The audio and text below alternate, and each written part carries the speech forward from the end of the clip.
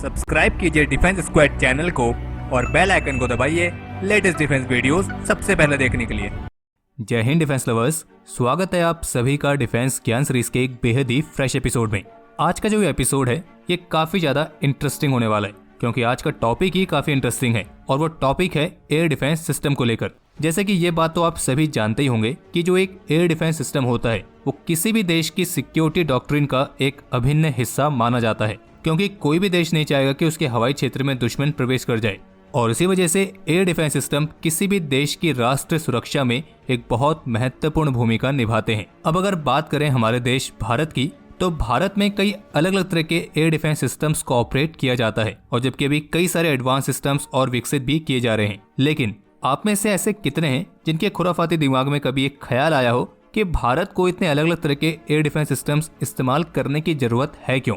और चलिए, अगर ये सवाल आया और उसका जवाब आपको मिल भी गया, लेकिन क्या आपको पता है कि ये सारे अलग अलग तरह के एयर डिफेंस सिस्टम एक साथ काम कैसे करते हैं? तो अगर आप भी इस तरह के अजीबोगरीब सवाल सोचते रहते हैं तो आज की ये वीडियो आपको काफी ज्यादा पसंद आने वाली है, क्योंकि आज हम आपको इन सवालों के जवाब देंगे और इसलिए वीडियो को एंड तक देखना और स्किप मत करना। So without wasting any time, let's begin.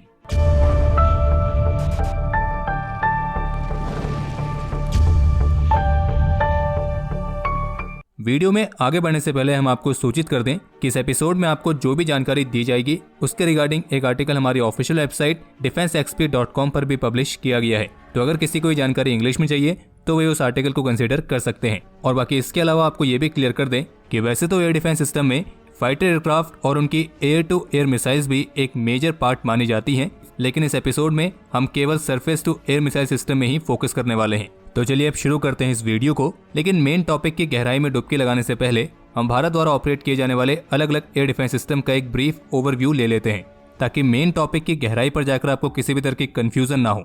तो देखिए, भारत में कई अलग अलग तरह के एयर डिफेंस सिस्टम्स ऑपरेट होते हैं, तो इसीलिए हमने इनको 3 मेन कैटेगरीज में डिवाइड किया है। पहली कैटेगरी है एंटी बैलिस्टिक और वेरी लॉन्ग रेंज के एयर डिफेंस सिस्टम की, दूसरी कैटेगरी है लॉन्ग, मीडियम और शॉर्ट रेंज के एयर डिफेंस सिस्टम की, और तीसरी कैटेगरी है टैक्टिकल एयर डिफेंस सिस्टम और क्लोज इन वेपन सिस्टम की। तो जो हमारी सबसे पहली कैटेगरी है एंटी बैलिस्टिक और very long range air defence system की, तो इसके अंदर जो एयर डिफेंस सिस्टम आते हैं तो उनमें शामिल है पृथ्वी एयर डिफेंस, इसे शॉर्ट फॉर्म में पीएडी कहते हैं, और ये एक exoatmospheric anti ballistic missile है, यानी कि पृथ्वी के एटमॉस्फेयर से बाहर जाकर भी टारगेट को डिस्ट्रॉय करने में सक्षम है। अगर आप इसे हॉरिजॉन्टली फायर करते हैं तो इसकी रेंज है करीब 3000 किलोमीटर और इसका मैक्सिमम फ्लाइट ऑल्टीट्यूड है 80 किलोमीटर और कंट्री ऑफ ओरिजिन है इंडिया, यानी कि इसे भारत में ही बनाया गया है। इसके बाद दूसरा सिस्टम आता है एडवांस एयर डिफेंस का, और ये एक endo atmospheric anti ballistic missile है, यानी कि पृथ्वी के एटमॉस्फेयर के अंदर ही टारगेट को डिस्ट्रॉय करती है। इसकी हॉरिजॉन्टल रेंज है 200 किलोमीटर,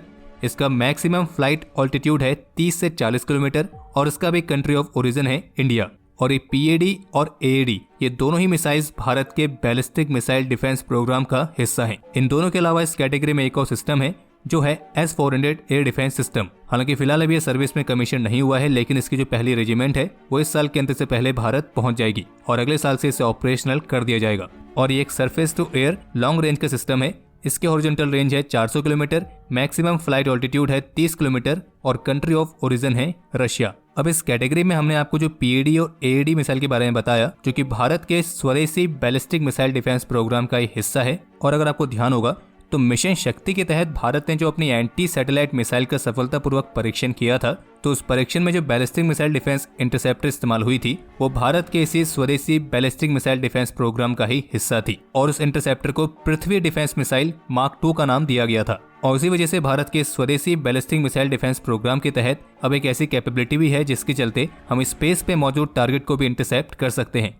तो इसी वजह से अब इस एयर डिफेंस सिस्टम को एरोस्पेस डिफेंस सिस्टम के नाम से भी जाना जाता है। तो ये होगी हमारे एयर डिफेंस सिस्टम की पहली कैटेगरी। इसके बाद जो दूसरी कैटेगरी है लॉन्ग, मीडियम और शॉर्ट रेंज के एयर डिफेंस सिस्टम की, तो इसमें आते हैं S-200 लॉन्ग रेंज का एयर डिफेंस सिस्टम, जिसकी रेंज है 300 किलोमीटर, मैक्सिमम फ्लाइट एल्टीट्यूड है 40 किलोमीटर और कंट्री ऑफ ओरिजिन है रशिया। इसके बाद आता है बराक सिस्टम और इसके 2 अलग अलग वर्जन हैं, एक लॉन्ग रेंज का, एक मीडियम रेंज का, और इनकी रेंज 100 किलोमीटर से 150 किलोमीटर है। वहीं जो मैक्सिमम फ्लाइट एल्टीट्यूड है वो है 16 किलोमीटर से 30 किलोमीटर और इसको भारत और इजराइल ने संयुक्त रूप से विकसित किया है। इसके बाद इस कैटेगरी में तीसरा नाम है स्पाइडर शॉर्ट और मीडियम रेंज के एयर डिफेंस सिस्टम का, और इसमें भी 2 अलग अलग रेंज की मिसाइल्स हैं। एक है पाइथन 5 जो कि 20 किलोमीटर रेंज की है, दूसरी है डरबी जो कि 50 किलोमीटर रेंज की है।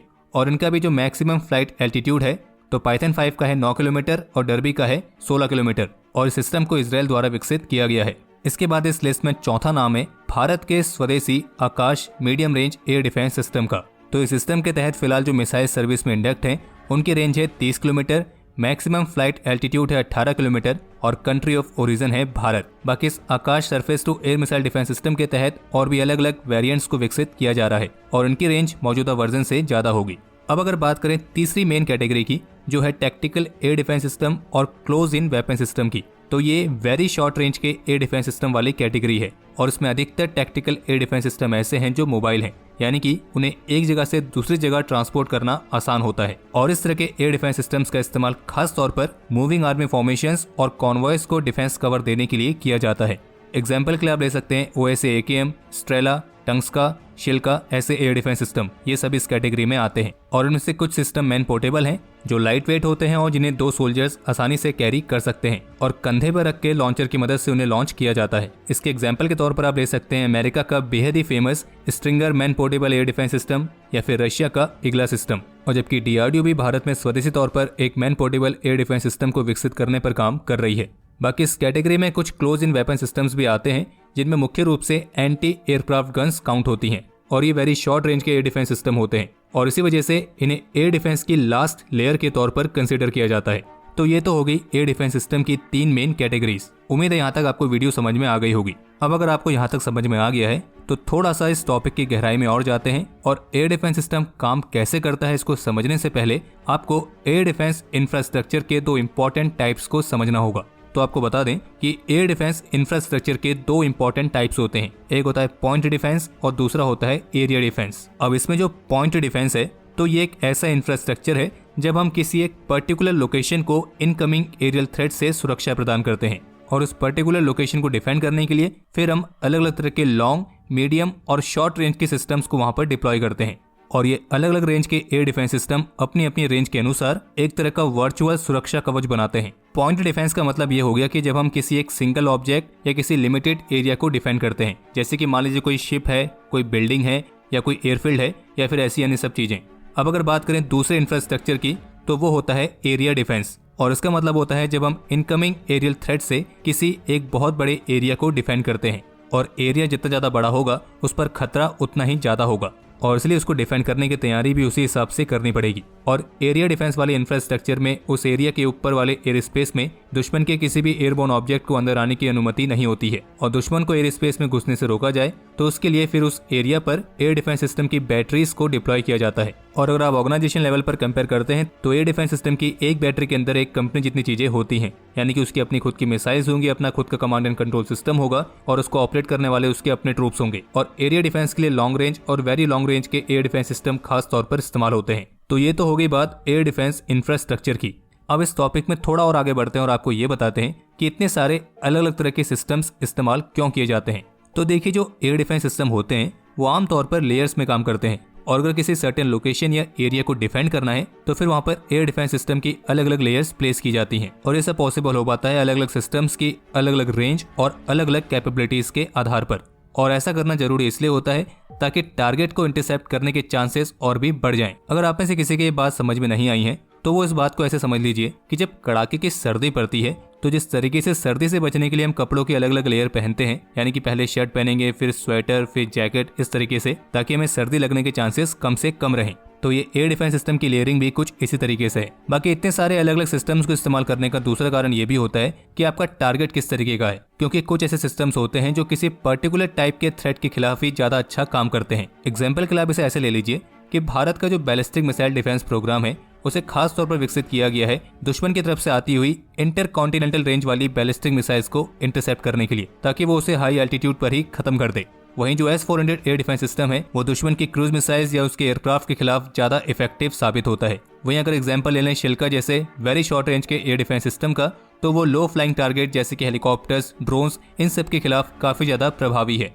अब ऐसा थोड़ा ना हो सकता है कि दुश्मन के ड्रोन को डिस्ट्रॉय करने के लिए हम S-400 एयर डिफेंस सिस्टम की मिसाइल या फिर अपने बैलिस्टिक मिसाइल डिफेंस प्रोग्राम की कोई मिसाइल को लॉन्च करें। तो उम्मीद है आपको ये बात समझ में आ गई होगी कि हम अलग अलग तरह के एयर डिफेंस सिस्टम्स का इस्तेमाल क्यों करते हैं। और अगर आपको यहाँ तक बात समझ में आ गई है तो उसके लिए आपको बहुत बहुत बधाई, क्योंकि आज के इस टॉपिक को आप आधा तो समझ चुके हैं और अब हम थोड़ा सा और गहराई की तरफ बढ़ रहे हैं। और इसलिए बात को और भी सतर्क होकर सुनना, क्योंकि अब हम आपको बताने जा रहे हैं कि जो ये एयर डिफेंस सिस्टम है इनके काम करने का तरीका किस तरीके से होता है। तो देखिए, जो टिपिकल एयर डिफेंस का तरीका होता है उसमें मुख्य रूप से 4 स्टेज होती हैं। पहली होती है डिटेक्शन, दूसरी होती है आइडेंटिफिकेशन, तीसरी होती है इंटरसेप्शन और चौथी होती है डिस्ट्रक्शन। अब जो पहली स्टेज है उसमें रडार्स और सेंसर्स की मदद से पहले थ्रेट को डिटेक्ट किया जाता है कि आखिर खतरा है कहां पर, और फिर उसको डिटेक्ट करने के बाद जो दूसरी स्टेज है आइडेंटिफिकेशन की, तो उसमें यह कंफर्म किया जाता है कि जो खतरा हमने डिटेक्ट किया है क्या वो वाकई में खतरा है भी या नहीं, यानी कि वो दोस्त है या दुश्मन। और अगर ये कंफर्म हो जाए कि वो दुश्मन ही है तो फिर उसके बाद स्टार्ट होती है तीसरी स्टेज जो कि है इंटरसेप्शन की। और इस स्टेज में हम तैयारी करते हैं उस खतरे को हमेशा के लिए खत्म कर देने की, और फिर इसी स्टेज में उस खतरे के अनुसार ही सबसे बेस्ट सुटेबल सिस्टम को लाया जाता है जो कि उस एरिया पर उस समय उपलब्ध होता है। और टारगेट लॉक होते ही मिसाइल फायर कर दी जाती है। और जो चौथी स्टेज है तो फिर उसमें खतरे को हमेशा के लिए निपटा दिया जाता है, यानी कि उसे डिस्ट्रॉय कर दिया जाता है। और इसमें जो पहली 2 स्टेज है डिटेक्शन और आइडेंटिफिकेशन वाली, तो इसके लिए हर एक एयर डिफेंस यूनिट के पास अपना खुद का रडार और कमांड कंट्रोल यूनिट होता है। जैसे कि जो हमारा S-400 एयर डिफेंस सिस्टम आने वाला है वो इस्तेमाल करता है 91N6E पैनोरामिक रडार। जो हमारा खुद का स्वदेशी आकाश सिस्टम है वो इस्तेमाल करता है भारत का स्वदेशी राजेंद्र रडार। और इसी तरीके से बाकी के एयर डिफेंस सिस्टम के पास भी अपना खुद का रडार और कमांड कंट्रोल सिस्टम होता है। और बाकी आमतौर पर रडार्स की जो रेंज होती है वो मिसाइल से ज्यादा होती है, ताकि जो खतरा है उसे हम समय पर डिटेक्ट कर पाएं और उसको डिस्ट्रॉय करने के लिए हमको पर्याप्त समय मिल जाए। यानी कि कहने का मतलब यह है कि अगर आपकी मिसाइल की रेंज है 100 किलोमीटर और आपकी रडार की रेंज है 200 किलोमीटर, तो आपको 100 किलोमीटर पहले ही मालूम पड़ जाएगा कि खतरा आपकी तरफ आने वाला है, ताकि जब तक कि वो खतरा आपकी मिसाइल की रेंज तक पहुंचे तब तक आप बिल्कुल तैयार रहें उस मिसाइल को उस पर लॉन्च करने के लिए। तो ये तो आपको मालूम पड़ गया होगा कि एयर डिफेंस सिस्टम आखिर काम करते कैसे। अब इसी में एक सवाल ये भी आता है कि भारत के पास तो इतने सारे एयर डिफेंस सिस्टम है, कोई लॉन्ग रेंज का है, कोई मीडियम रेंज का है, कोई शॉर्ट रेंज का है, कोई वेरी लॉन्ग रेंज का है, तो ये इंटीग्रेटेड मैनर में कैसे काम करते हैं, यानी कि इनका आपस में तालमेल कैसे बैठता है। और जब सिस्टम के रडार्स भी अलग अलग होते हैं, उनके कम्युनिकेशन प्रोटोकॉल्स भी अलग अलग होते हैं, तो फिर इन अलग अलग सिस्टम्स की इंटरऑपरेबिलिटी में प्रॉब्लम्स भी आती ही होंगी। तो हम आपको बताना चाहेंगे कि जब से इंटीग्रेटेड कम्युनिकेशन सिस्टम को बनाया गया है तब से इस वाली प्रॉब्लम को काफी हद तक सॉल्व कर लिया गया है। देखिए, इंडियन एयरफोर्स की तरफ से एक integrated air command and control system create किया गया, और इसकी खास बात यह है कि ये इंडियन आर्मी और इंडियन नेवी के सिमिलर सिस्टम के कॉपरेशन के साथ काम करता है। आर्मी के सिस्टम का नाम है आकाश तीर और नेवी के सिस्टम का नाम है त्रिगुण नेवल सिस्टम। अब अगर आपको integrated air command and control system के बारे में डिटेल में जानना है तो वो एक अलग टॉपिक बन सकता है, क्योंकि इस पर हम उसको कवर करने लगेंगे तो वीडियो ऑलरेडी काफी लंबी हो जाएगी। बाकी हम आपको ये बता दे रहे हैं कि 2018 में इस integrated air command and control system को बनाने के लिए भारत सरकार ने करीब 8,000 करोड़ रुपए का बजट पास किया था। और इस सिस्टम को खास तौर पर इस तरीके से बनाया जा रहा है कि पूरे देश भर में मौजूद इंडियन आर्म फोर्सेस की तीनों सर्विसेज के अलग अलग रेडार्स और सेंसर्स के इनपुट्स ये हासिल कर सके। और इस सिस्टम में अवॉक्स जैसे एयरबॉर्न एलिमेंट्स के इनपुट्स भी इंक्लूड हैं, और केवल मिलिट्री नहीं बल्कि सिविल रडार्स के इनपुट्स भी ये रिसीव करेगा। और इस तरीके से जो ये integrated air command and control system है ये एक composite air situation picture provide करता है। और इस तरह के सिस्टम से इंडियन एयरफोर्स के सारे एसेट्स एक दूसरे के साथ कम्युनिकेट कर सकते हैं, ताकि जो एयर डिफेंस सिस्टम है वो भी इंटीग्रेटेड मैनर में काम कर सके। यानी कि कहने का मतलब यह है कि ये एक ऐसा सिस्टम बनाया जा रहा है जो कि रियल टाइम बेसिस पर भारत के सभी एयर डिफेंस सिस्टम को एक कॉमन नेटवर्क में कनेक्ट करके रखेगा। और फिर जिस तरीके का खतरा होगा तो उसके आधार पर ये कमांड एंड कंट्रोल सिस्टम इस बात को डिसाइड करेगा कि उसके नेटवर्क में कनेक्टेड सभी एयर डिफेंस सिस्टम से कौन से सिस्टम का इस्तेमाल करे उस खतरे को न्यूट्रलाइज करने के लिए। और अगर आपको इस integrated air command and control system के बारे में डिटेल में जानना है तो इसके लिए हमने अपनी ऑफिशियल वेबसाइट पर इस एयर डिफेंस वाले आर्टिकल के अंदर एक वेबसाइट का लिंक दिया है। उस वेबसाइट पर इस सिस्टम के बारे में अच्छी तरीके से एनालिसिस किया गया है, आप उस वेबसाइट को कंसिडर कर सकते हैं। बाकी इस सिस्टम को मैं आपको एक और देसी एग्जाम्पल से समझाने की कोशिश करता हूँ। मान लीजिए आपके पास एक स्मार्ट वॉच है जिसमें आप कॉल्स भी रिसीव कर सकते हैं, और आपके पास एक स्मार्टफोन भी है और एक लैपटॉप भी है। अब आपकी स्मार्ट वॉच, आपका स्मार्टफोन और आपका लैपटॉप ये तीनों आपस में एक ही वाईफाई नेटवर्क या किसी ऐप के थ्रू कनेक्टेड हैं। अब अगर आपके नंबर पर कॉल आती है तो वही कॉल आपके स्मार्ट वॉच पर भी दिखाई देगी, आपके लैपटॉप पर भी दिखाई देगी और आपके मोबाइल फोन पर भी दिखाई देगी। अब आपके पास यहाँ पर ऑप्शन ये है कि आपकी जो भी स्थिति है तो उसके अनुसार ये आप पर है कि आप उस कॉल को रिसीव करने के लिए किस चीज को चुनते हैं, अपनी स्मार्ट वॉच, स्मार्टफोन या लैपटॉप को। तो आप कह सकते हैं कि जो integrated air command and control system है, ये भी कुछ इस तरीके से ही एक ही नेटवर्क में कनेक्टेड सभी एयर डिफेंस सिस्टम को खतरे के अनुसार उसे चुन सकता है। उम्मीद है आपको यहाँ तक समझ में आ गया होगा कि इतने सारे अलग अलग एयर डिफेंस सिस्टम इस्तेमाल क्यों होते हैं, वो इस्तेमाल कैसे होते हैं और वे सभी एक इंटीग्रेटेड मैनर में काम कैसे करते हैं। और अगर इतना कुछ आपको समझ में आ ही गया है तो इस वीडियो को भी आप लाइक कर ही दीजिए, क्योंकि इस तरह के वीडियो को बनाने में मेहनत भी बहुत लगती है और हमारे ऑथर ने जो इस टॉपिक पर इतनी कमाल की रिसर्च करी है तो उसके लिए भी इस वीडियो को लाइक तो बनता ही है। और बाकी एक सवाल ये भी रह जाता है कि भारत के एयर डिफेंस सिस्टम का फ्यूचर क्या है। तो देखिए, वर्तमान समय में जो हमारा स्वदेशी बैलिस्टिक मिसाइल डिफेंस प्रोग्राम है उसका पहला फेज कंप्लीट हो चुका है और निकट भविष्य में दूसरा फेज भी जल्द ही पूरा हो जाएगा। और जैसा कि आप सभी को पता होगा कि S-400 एयर डिफेंस सिस्टम की पहली रेजिमेंट ऑलरेडी भारत को मिल चुकी है और जो बाकी के रेजिमेंट्स हैं वो भी 1 से 2 साल के अंदर भारत को डिलीवर कर दी जाएंगी। और जो हमारा इंटीग्रेटेड एयर डिफेंस कमांड है तो वो भी अपना एक शेप लेने लगा है और ये एक तरीके से भारत के एयर डिफेंस इंफ्रास्ट्रक्चर को रीस्ट्रक्चर करेगा। इससे होगा ये कि इस एयर डिफेंस वाले डोमेन में इंडियन आर्म फोर्सेस के बीच जॉइंटनेस, इंटीग्रेशन, ये सब चीजें और भी बढ़ जाएंगी।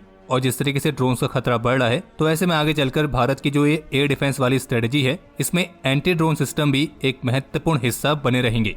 और बाकी आप इस बात को लेकर पूरी तरीके से निश्चिंत हो सकते हैं कि भारत ने एक बेहद ही मजबूत एयर डिफेंस इंफ्रास्ट्रक्चर डेवलप किया है और अब नए इंडक्शंस और एडवांस नेटवर्क्स के साथ ये और भी दिन प्रतिदिन मजबूत होता जा रहा है। लेकिन इसके साथ हम ये भी कहना चाहेंगे कि अभी भी भारत को ड्रोन्स जैसे उभरते हुए खतरों का सामना करने के लिए और भी प्रभावी सिस्टम्स की जरूरत है।